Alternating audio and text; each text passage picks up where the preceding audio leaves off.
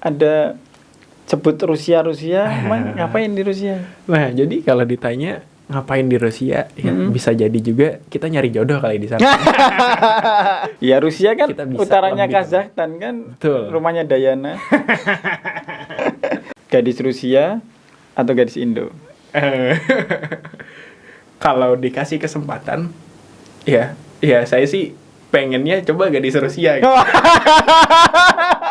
Kalau dikasih kesempatan. Waduh, goodbye, goodbye. Dan kalau cocok ya, kalau misalnya nggak cocok ya gadis Indonesia gitu. Oh gitu.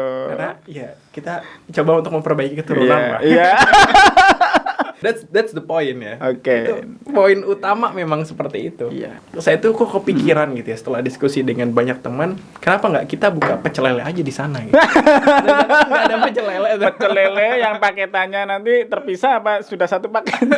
Walaupun belum terlaksana tapi kan kita berhak untuk punya rencana. Oke, sepakat.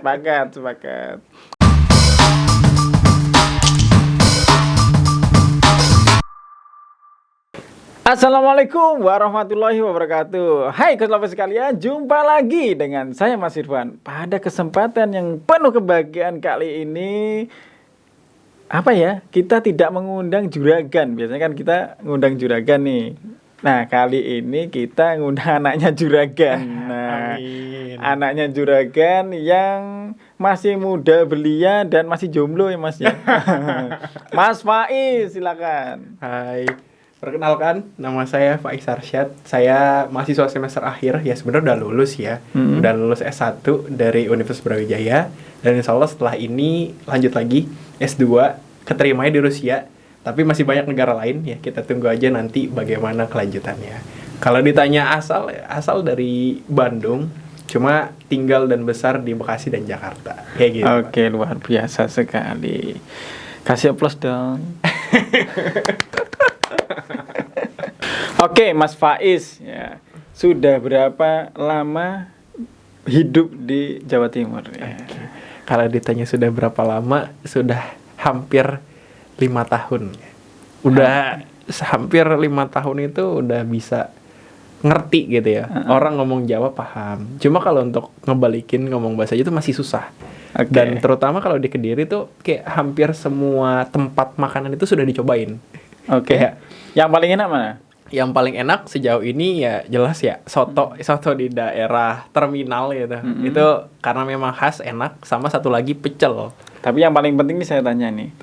Pas beli makanan di Kediri harganya wajar kan? Sangat wajar. Okay. Sangat ramah dengan mahasiswa. Oke, alhamdulillah. Saya memastikan aja, nanti jangan sampai kamu ngevlog kayak anak yang sebelah itu kan, keluar di mana-mana harga mahal lah gini-gini. Ya alhamdulillah, berarti bisa diterima. Iya. Oke. Terus tadi kok bisa pas greeting di awal itu kok ada sebut Rusia, emang ngapain di Rusia? Nah, jadi kalau ditanya ngapain di Rusia, ya bisa jadi juga kita nyari jodoh kali di sana. Karena kan kebetulan Rusia kan kekurangan perempuan, kekurangan laki-laki. Sehingga kalau kekurangan laki-laki kan ya Rusia kan utaranya Kazakhstan kan, betul. Rumahnya Diana. Oke, Mas Faiz, planningnya ini sebenarnya kan ada beberapa destinasi ya, bukan wisata, lagi belajar kan ya, pengen belajar. Itu diantaranya Timur Tengah, Europe, terus kemudian Rusia, Asia. Kenapa sih kok cenderung ke negara Putin gitu? Jadi seperti gini ya, sebenarnya tuh tadi cuma bercanda ya, nggak beneran. Nanti dikirain beneran kita ke Rusia buat nyari perempuan kan bahaya. Jadi sebenarnya tadi ya lanjut ke luar negeri, tepatnya di Rusia itu ya, karena memang baru keterima di Rusia. Itu kita mau kuliah, mau lanjut studi S2 lah. Oke. Supaya ya kita bisa lebih mungkin ya pengetahuannya lebih luas gitu. Oke. Nah akhirnya cobalah untuk bisa apply di berbagai macam negara. Dan alhamdulillah juga kemarin apply di banyak negara gitu ya. Di Rusia, Turki, di Azerbaijan, sama di Romania, dan terakhir di Norwegia. Nah, di antara kelima negara ini, ya alhamdulillah kemarin keterima di Rusia, keterima di Norwegia, dan tinggal nunggu pengumuman 3 negara yang lainnya nih. Nah, nanti setelah semuanya pengumuman gitu ya, kira-kira nanti akan dipilih nih mana yang mungkin cocok dengan berbagai macam pertimbangan. Karena biasanya kayak gitu. Termasuk pada saat S1. S1 kan saya keterima di Universitas Brawijaya, Universitas Pembangunan Nasional Veteran Jakarta, Universitas Negeri Jakarta dengan 4 prodi yang berbeda gitu ya. Ada ekonomi pembangunan, psikologi. Terus cara milihnya gimana itu? Nah, akhirnya kita kembalikan lagi ke keluarga. Pakai istikharah apa nancepin ini apa namanya panahnya dart gitu? Ya pasti salah satunya istikharah, dan juga yang kedua itu kita diskusi bareng sama keluarga. Kira-kira pasnya yang mana nih gitu. Oke, ngomong-ngomong tadi diskusi bareng sama keluarga ya. Iya. Ada berapa bersaudara sih di rumah? Kalau bersaudara ada 2 ya. Kebetulan saya anak pertama dan saya punya adik. Adik saya saat ini semester 2 di salah satu universitas yang ada di Bandung. Anaknya juragan ya, anak pertama sudah keterima di luar negeri. Ya, kamu para cewek-cewek siapa yang mau ya mau just tip jasa titip. Just tip apa nih? Ya nggak tahu. Lontong cap gome apa sih makanan di sana? Sudah googling belum? Kalau googling belum sih, cuma saya tuh kok kepikiran gitu ya setelah diskusi dengan banyak teman, kenapa nggak kita buka pecel lele aja di sana gitu. Nggak ada pecel lele. Pecel lele yang paketannya nanti terpisah apa sudah satu paket? Oke, sudah ya, jangan bahas itu lagi ya, panjang nanti. Oke, Mas Faiz. Sebenarnya kan sudah 5 tahun jauh dari keluarga. Padahal nih, kalau kemarin ngurusin ya, nggak usah kuliah deh ya, ngurusin bisnisnya Abah aja kan sudah cukup, ya kan? Ngurusin bisnis yang di Tegal sudah banyak, ngurusin yang di Bekasi juga sudah running well gitu kan. Terus ngapain harus jauh-jauh dari keluarga atau bahkan sampai milih kuliah sampai ke Rusia lah? Jadi gini sih, buat saya ya, walaupun sekolah tinggi itu tidak menjamin kesuksesan, tapi buat saya, oke, sebentar. Sekolah tinggi tidak menjamin kesuksesan. Terus? Yang menjamin kesuksesan itu adalah diri kita sendiri. Oh, mantap. Jadi sejauh mana kita survive, sejauh mana kita membangun komunikasi dan membangun relasi, itu yang nanti akan menentukan kita di masa depan. Yes, betul sekali.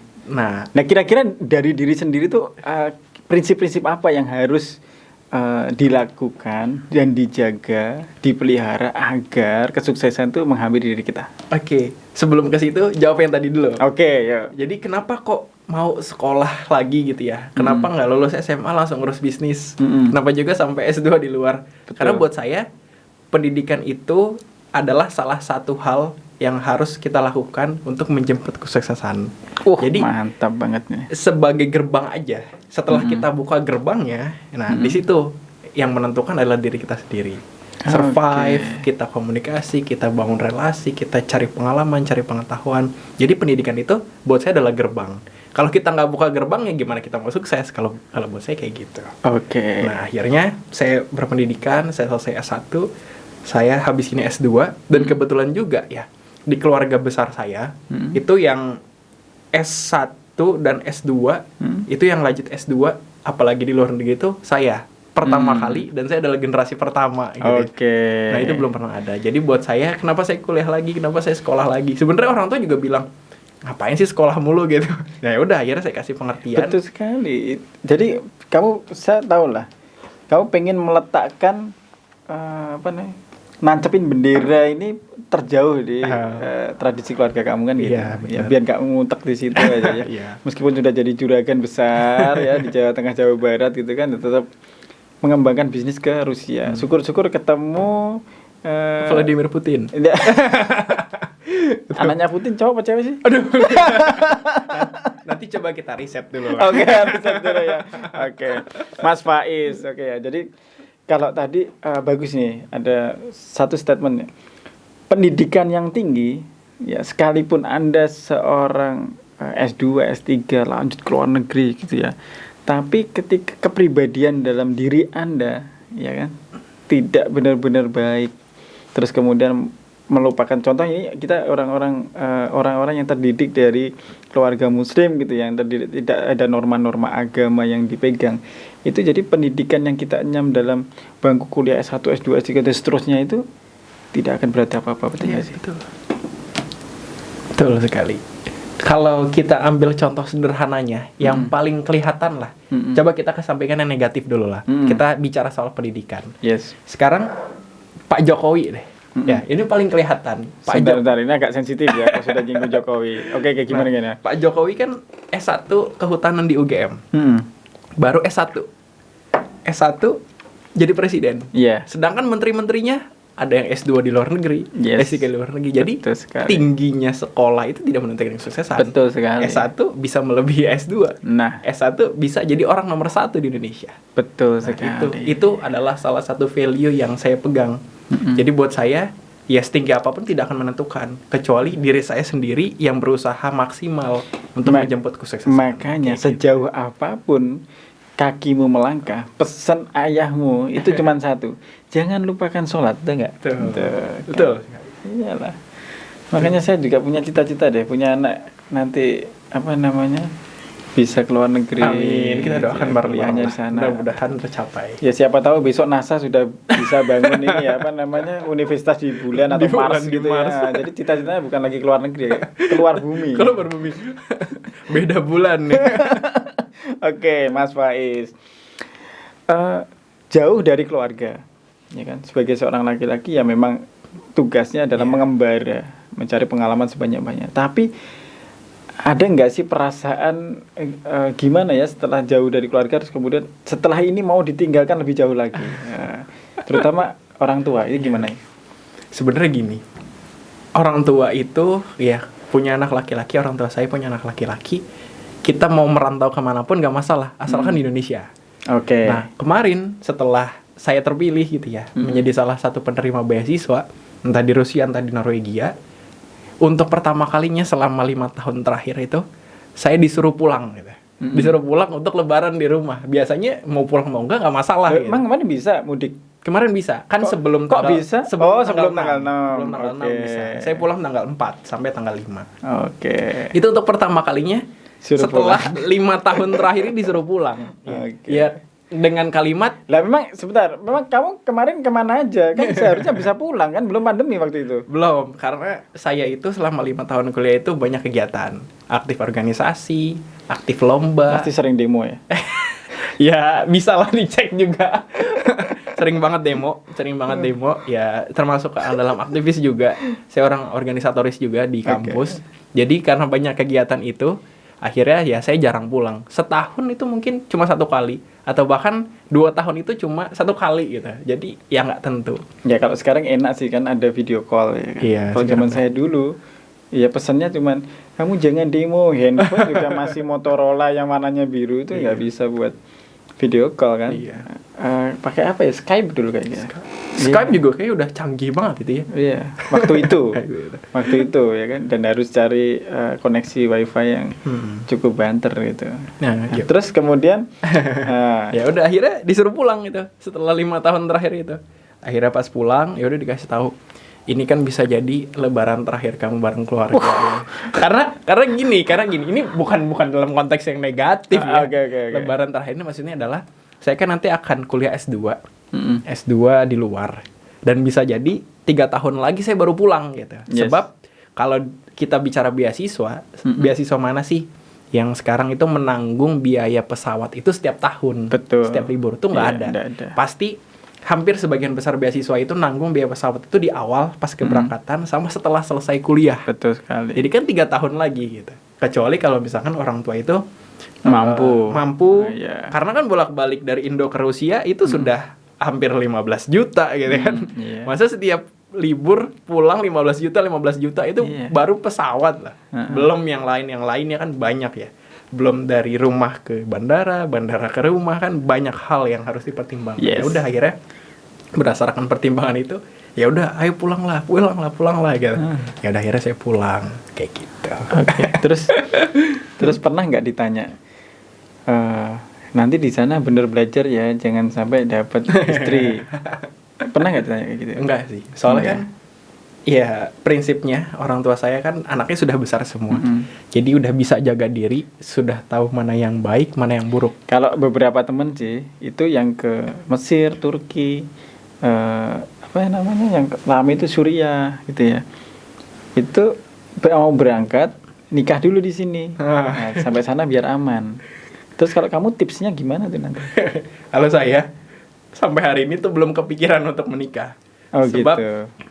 saya ingin untuk menyelesaikan kuliah saya dulu S2, baru setelah itu saya berpikir tentang menikah. Sebab Oke. kalau misalkan saya sudah menikah sebelum saya kuliah atau sebelum saya selesai kuliah, nanti pikiran saya akan bercabang. Betul. Itu kata sekalian. Jadi bersabar dulu 3 tahun lagi 3 tahun ya. lagi. Bang Faiz akan balik lagi ke Indo ya kan. Gadis Rusia atau gadis Indo? Kalau dikasih kesempatan, ya saya sih pengennya coba gadis Rusia. Gitu. Kalau dikasih kesempatan. Waduh, goodbye, kamu goodbye. Dan kalau cocok ya, kalau misalnya nggak cocok ya gadis Indonesia gitu. Oh gitu. Karena ya kita coba untuk memperbaiki keturunan, Pak. Iya. Loh, memang gadis ini nggak baik keturunan? Baik. Terus? Karena kan kalau Rusia kan putihnya putih banget gitu. Mancungnya mancung banget gitu. Dia tadi bilang belum pengen merit, tapi ternyata konsep istri seperti apa dia sudah tergambar. Bahaya anak. Walaupun belum terlaksana, tapi kan kita berhak untuk punya rencana. Oke, sepakat. Oke, Mas Faiz, ada satu pertanyaan lagi. Jadi nanti biar teman-teman di rumah kepo ya kan, terus kemudian komen banyak pertanyaan di sini. Kalau nanti kita bedah semua selesai ya kan, termasuk nomor handphonenya nanti saya keep, saya nggak mau kasih di sini kan, biar komen dulu nanya ya kan. Nah, Mas Faiz, ini ada peluang nih kalau kita bicara bisnis ya. Abah kamu kan juga berbisnis. Ketika di Rusia, kira-kira komoditi apa yang bisa dibawa ke sana? Saya bilang tadi kayak just tip tadi. Sudah lihat belum? Karena saya kemarin sudah googling ada beberapa sih itu yang layak jual di sana. Nah, menurut kamu apa? Kalau menurut saya ya, Kan kemarin sudah pernah ke Turki juga. sudah pernah Dari luar negeri itu kira-kira apa potensi lokal kita yang bisa dibawa ke sana? Sekarang kita ngomong ini adalah sebuah keniscayaan, suatu peluang yang possible lah ya. Misal kita ke Saudi, pulang bawa sajadah. Sajadahnya buatan mana? buatan Indonesia, Buatan Cina lah. buatan Cina. Iya. Kita orang Indonesia ke Saudi, pulang bawa oleh-oleh Buatan Cina. buatan Cina. Nah, sekarang potensi apa yang bisa kita bawa ke Rusia?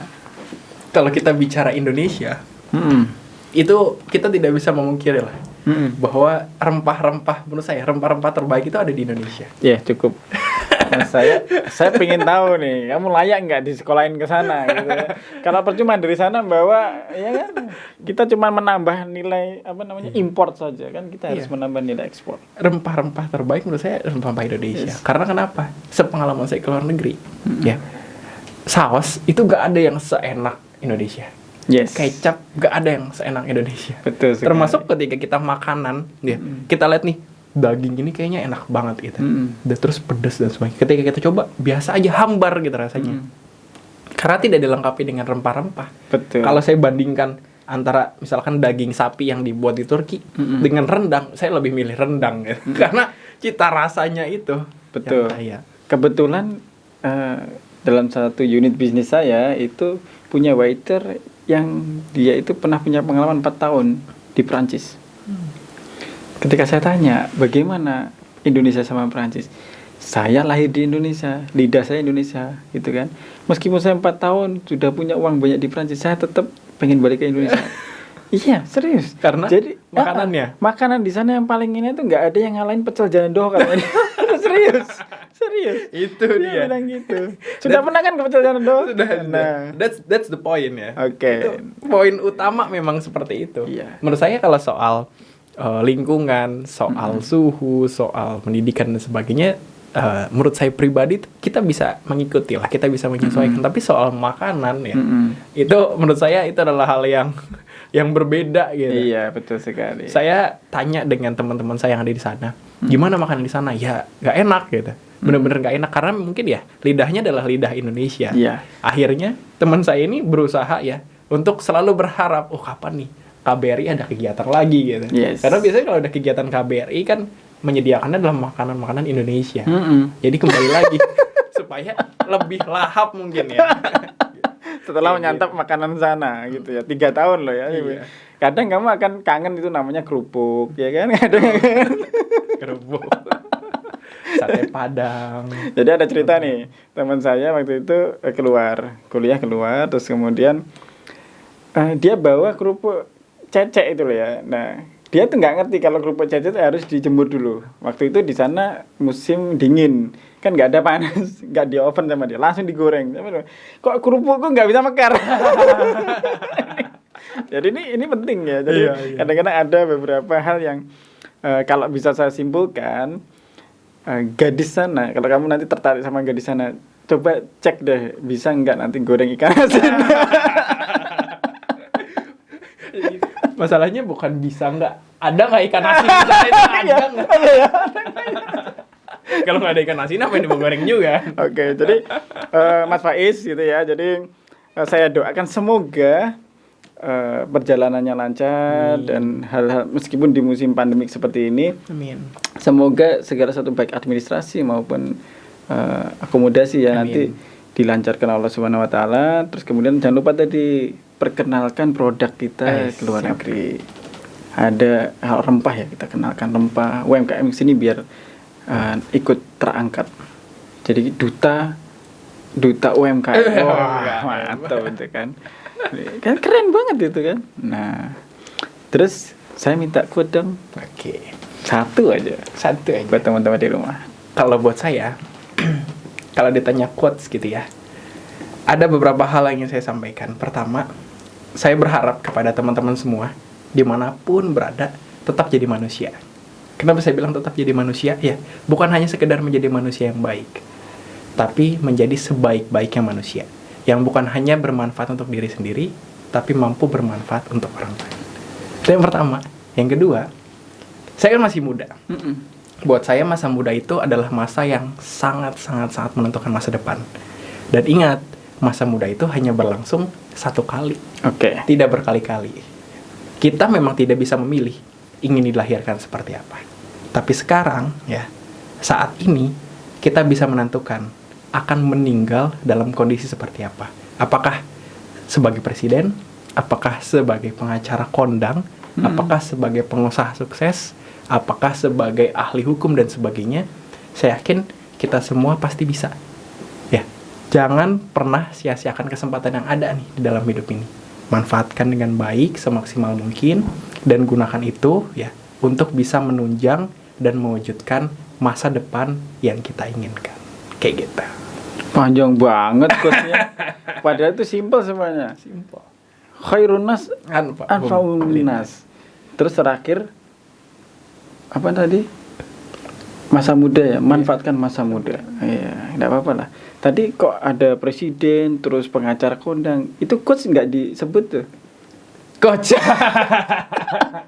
Bisa. Salah satu jadi coach. Oke, nanti kan beda kaos ya. Oke, Mas Faiz, jadi terima kasih obrolan singkatnya di sini. Sama-sama. Semoga segala kebaikan lah untuk Mas Faiz dan keluarga. Perjumpaan kita di Kediri selama 5 tahun ini semoga memberikan kesan yang baik. Saya selaku warga Kediri mohon maaf jika selama ini sungguh-gupuhnya kurang berkenan, dan semoga nanti ketika di Rusia juga ikutlah bantu teman-teman yang di Kediri untuk bisa naik. Siap. Demikian tadi sobat sekalian obrolan singkat kita dengan salah satu anak juragannya Tegal. Dan mohon doanya karena sebentar lagi Faiz akan berangkat ke Rusia insyaallah. Jangan lupa komen positif, subscribe, like yang terbaik dari Anda semuanya untuk saya, Mas Faiz dan podcast kita. Serta jangan lupa follow Instagram saya di bukancoach.id agar kami bisa memberikan hal-hal positif lebih banyak lagi dan yang bermanfaat bagi Anda semuanya. Sekian dari saya Mas Irfan dan Mas Faiz Arsyad. Assalamualaikum warahmatullahi dan sampai jumpa. Waalaikumsalam warahmatullahi wabarakatuh.